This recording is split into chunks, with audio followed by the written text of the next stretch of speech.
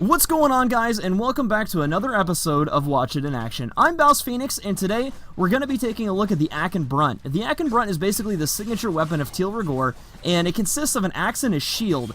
This is a really cool weapon, it's a lot of fun to use, and it came out around update 17. The big problem with it is I think a lot of people actually forgot about it, because we've had a lot of weapons that have come out here recently since update 17, and I think it kind of got pushed to the wayside. I wanted to make this video real quick just to show you guys that this is still a really viable weapon, it's a lot of fun to use, and the stance mod for it is amazing. The biggest problem with it is, however, though, it does have a little bit slow attack speed, but we're going to fix that. The other thing, too, is the stance mod Final Harbinger is really difficult to get a hold of. Pretty much you can only get it from Manic Bombards, and those spawn only when you're fighting Teal Rigor at the moment, so getting a hold of it without paying platinum for it is going to be a little bit of a challenge. You can alternatively get it from the Equinox Mega Pack. It is included in the Equinox Mega Pack, and you can trade with another player for it, although it is kind of costly to do that as well, because people tend to charge a lot for it. The Ack Brunt though does pretty much slash damage primarily, which makes it really good against unarmored targets, or if you're running with a squad of corrosive projections, this is going to be really nice for you. I do have it modded as a crit weapon, so it does scale pretty well in the late game, and the stance mod actually allows you to use some pretty devastating combos as well. So all that being said, let's go ahead and take a look at it real quick, and I'll show you how I've built this thing. Okay, so one of my favorite things up here at the top is this weapon requires very little work to make it good. You don't really need any Forma to fit this build. In fact, you need none at all, because Final Harbinger is actually polarized for the stance mod on here. The reason that most of my melee weapons don't require Forma is the fact that they have these stance mods, kind of like how Warframes have aura mods, and these stance mods will increase your capacity up here. So if you just put a potato on here, it's going to increase your capacity to 70 with a stance mod, and that's going to allow you to fit the vast majority of melee weapon mods. And that being because melee weapon mods are generally a lot cheaper than like a rifle mod or a secondary mod, requiring us to not use as many Forma. That's always really nice. And that's one of the reasons that melee is so great, you know, further on in the game. But taking a look at the build here, we've got Berserker. This is going to increase our attack speed every time we get a critical hit. And with a 32% crit chance, that's going to be happening a lot, especially with the way this stance works and the amount of multi-strike you can get. Organ Shatter is going to increase our critical damage. It's what's going to give us this 3.8 multiplier here. That's the critical damage multiplier. That's how much damage you're going to do per crit. Spoiled Strike is going to give us an extra damage increase across the board at the cost of negative 20% attack speed. This isn't that big of a deal. Only your first couple strikes will be a little slow, but once you get in there and you start getting critical hits, this Berserker is going to make your attack speed way fast. Shocking Touch and Fever Strike are the two elementals that I've chosen for this. You can use any element you want, it just depends on what faction you're going up against. So keep that in mind when you're choosing your faction to fight with this weapon. You can change out your elements. The ones that I'm using here are just a placeholder. Pressure Point is another, basically like Spoiled Strike. It's just going to give us a straight increase in damage across the board. This is a no-brainer. We're going to be using this on pretty much every melee build we have.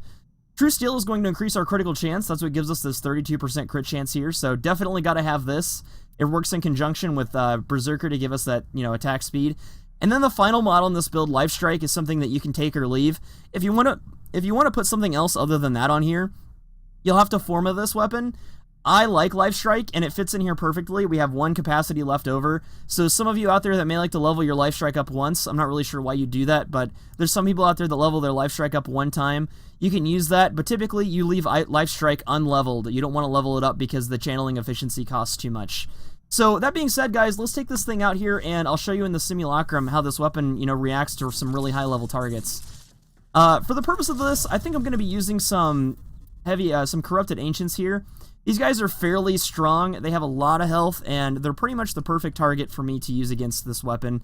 Kind of show you how much damage it can really do and how quickly we can get through some high-level targets with it. So, jumping in here, I'm going to be using the right-click combo. It's pretty spammable, it's easy to use, and you see right away we're starting to get crits, and our Berserker counter at the top right next to our health is just going to keep resetting because we're just getting so many crits. Now, I will show you here in a second how to execute some of these combos. Some of them I'm not very good at, but I'll try my best, but I'll show you how to get the vast majority of them off. And you notice, I mean, we're just tearing right through these guys. I mean, it does pretty good slash damage. That Corrosive is going to be good against these Ancients, too. So, I mean, that's going to definitely help us out a lot. I think that crit was for 31,000.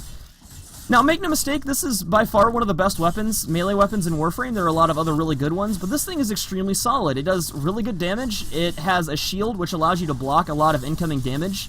I think the shield allows you to block up to 85% incoming damage, so that's projectiles, melee attacks, stuff like that.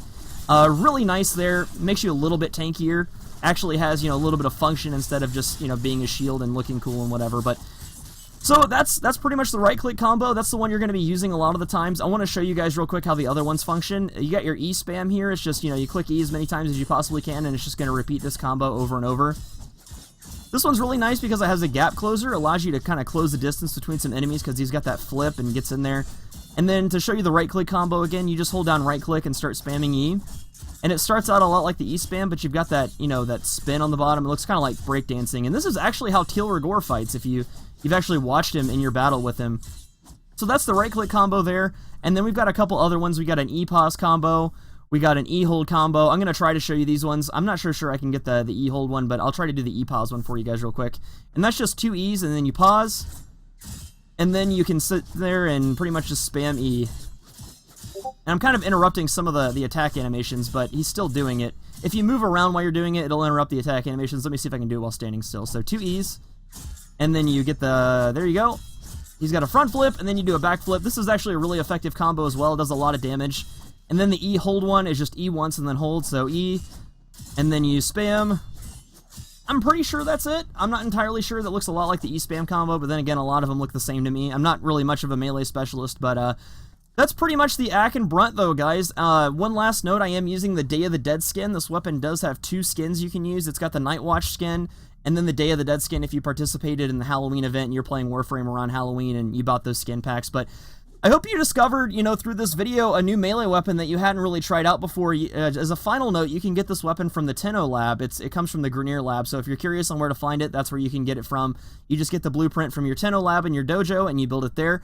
But I hope you guys got a lot out of this video. I hope you maybe discovered a weapon that you didn't really know about before, and as always, you can find this build on BouseFeenux.com with a full text write-up and a picture of the build, and I really appreciate you guys watching. I'll see you at the next video.